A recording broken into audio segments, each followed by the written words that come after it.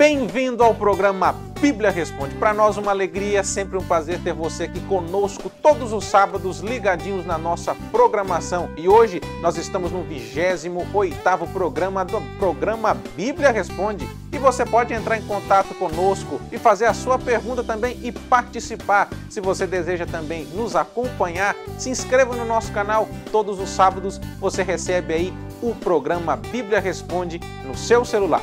E como sempre nós estamos aqui para responder a sua pergunta e para nos ajudar a respondê-la, conosco nesta manhã, Pastor João Carlos. Pastor João, muito bom dia. Anderson, bom dia. A você que nos assiste e nos prestigia com a sua atenção todos os sábados pela manhã, um bom dia com um abraço das Escrituras, sabendo que aqui a Bíblia sempre vai responder. O nosso propósito, como sempre fazemos, é responder perguntas. Tem sempre a oportunidade de ter a sua resposta à luz da Bíblia.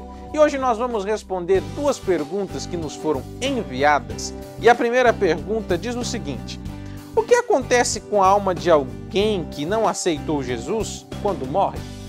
A você que nos fez esta pergunta, vai aí um abraço das Escrituras, tá certo? Espero que você esteja bem e que essa resposta possa alcançar o seu coração. Você está falando sobre salvação.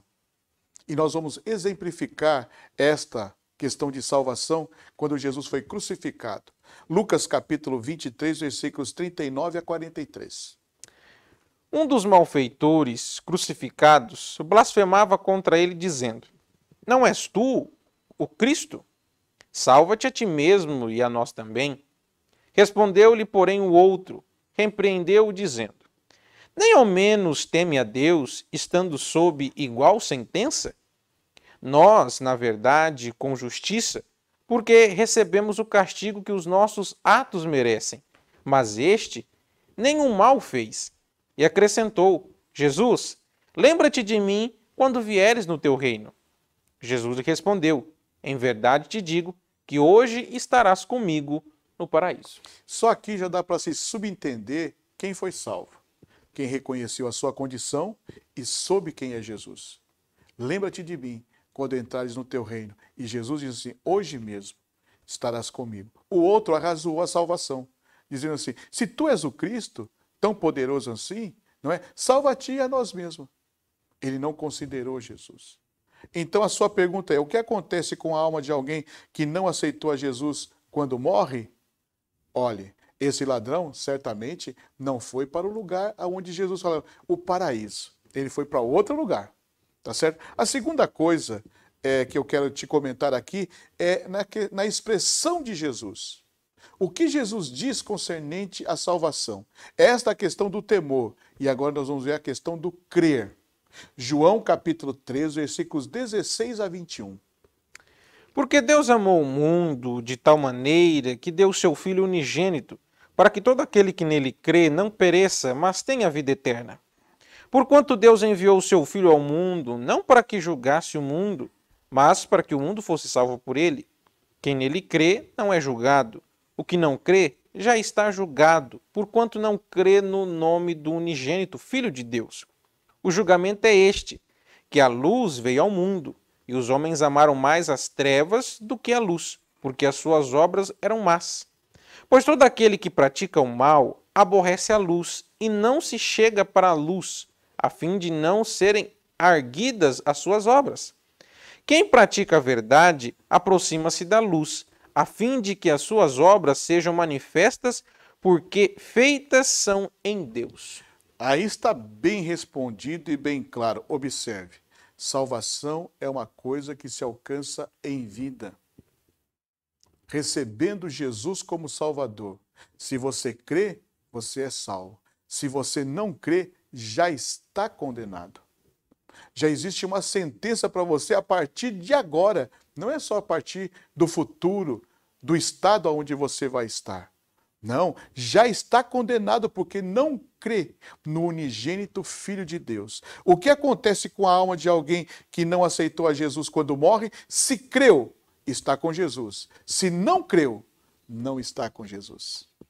Então hoje, eu e você tenhamos esta sensibilidade e permitamos que o Espírito Santo, que está tocando a porta do nosso coração, saiba, o Espírito Santo é educado, ele não arromba a porta, ele bate na porta. Filho meu, dá-me o teu coração. Homens e mulheres que não creem em Jesus, hoje já estão condenados. Não é só amanhã, agora. Mas hoje, ouvindo esta palavra, você pode mudar, arrepender e recebê-lo como Salvador e sentir a paz e a alegria que transmite o reino do céu. Valeu? Deus te abençoe. E nós vamos para a nossa segunda e última pergunta de hoje. Ela diz o seguinte: sabemos que as crianças não têm pecado. Se acontecer alguma chacina, como todos sabemos que aconteceu, isso é uma permissão de Deus? Então vamos a essa pergunta, você que nos fez, não é? Certamente aqui, segundo as pessoas que fazem o Bíblia Responde, pode ser voltado para a questão ali do estado de Santa Catarina. Não é o que aconteceu ali com aquele adolescente que entrou e matou várias pessoas, tá certo? Primeiro, sabemos que a criança não tem pecado? Será que a criança não tem pecado? A Bíblia diz que Adão e Eva não tinham pecado. Gênesis capítulo 2, versículo 25. Ora, um e o outro, o homem e sua mulher, estavam nus e não se envergonhavam. Aí está. Inocentes, sem pecado. Adão e Eva, neste estado, é sem pecado. Tá certo? Agora vamos observar Gênesis 3 e 22. Então disse o Senhor Deus: eis que o homem se tornou como um de nós, conhecedor do bem e do mal.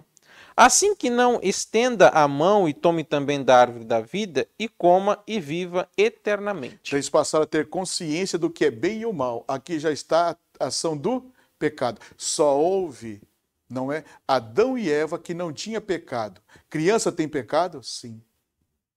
Talvez ela não tenha consciência do pecado que tem, mas ela já nasce pecadora. Aonde está isto? Salmo 51, versículo 5.